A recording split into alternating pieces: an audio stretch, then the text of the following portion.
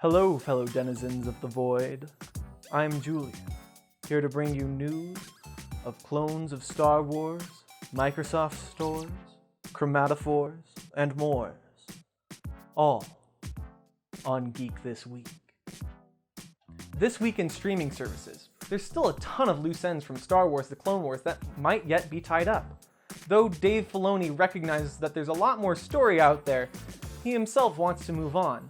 But Disney has a ton of story arcs that were never realized, from the Bad Batch heading to Kashyyyk, to Boba Fett putting on his iconic Mandalorian armor for the first time with Cad Bane and Aurra Sing. Some of the stories meant for the Clone Wars have been told in other formats, like the ostracized Sith assassin Asajj Ventress and the Jedi Knight Quillan Vos, teaming up in the book Dark Disciple, and a deeper dive into Darth Maul and his escape from Darth Sidious in the comic book Darth Maul, Son of Dathomir. It should be clear as day that even though the Disney Plus featured Season 7 wrapped up Ahsoka's and Rex's story, kind of, there's still a lot that fans are just dying to know more about. This week in tech, Microsoft is permanently closing the rest of its retail stores. Microsoft is instead focusing efforts towards their online storefront, which reportedly reaches 1.2 billion users a month. Microsoft has doubled down on this by focusing on the growth of their online workshops to help educate users on products. Some Microsoft locations will remain open, though as user experience site focusing on information and will no longer sell products. Microsoft Store VP David Porter assured The Verge that this change will not result in any layoffs and that Microsoft is committed to growing and developing careers. Initially, these physical locations were opened up to bring opposition to Apple's opening of store locations. But because Microsoft has such an enormous hardware base, there was just no way for the experience to be the same. This week in science, amber is remarkable for making incredibly well-preserved fossils, and is super helpful for scientists wanting a clearer view of how things looked millions of years ago.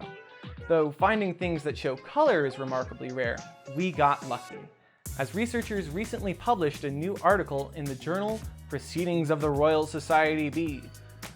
In the article, we got to see the iridescent sheen of some 99-million-year-old insects.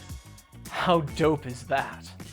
James Lamsdell from the University of West Virginia said, "There have been reports of color in the fossil records before, but often what we're looking at is not true color, because it's been changed by the fossilization process." That's not the case with the most recent find, though unfortunately we aren't able to learn much from the amazingly preserved insects because they aren't really that old on the geological time scale. They're unlikely to be anywhere near the first evolution of iridescent color on insects. In other news, Disney is officially changing the theme of Splash Mountain. Announced on the 25th, the entertainment megacorporation stated that the ride will be completely reimagined. The log flume ride, based on the racist 1946 film The Song of the South, will be appropriately re-themed to star the characters of The Princess and the Frog, Disney's first black princess.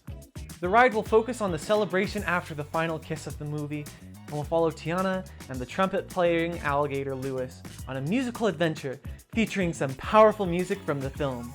There are no official dates yet regarding the completion of the transformation, not that it matters too much though. The park is still closed due to the virus.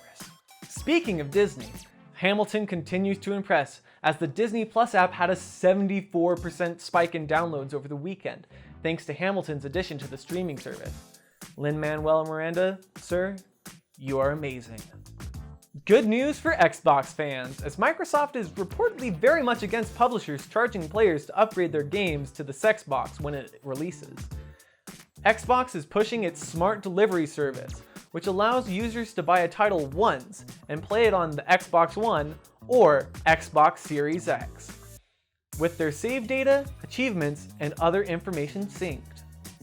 That's all the news I have for you this week, as the darkness slowly envelops me. Let us know your thoughts on any and all of this. Toll the bell to have our words return to your quivering ears. And most importantly, stay geeky.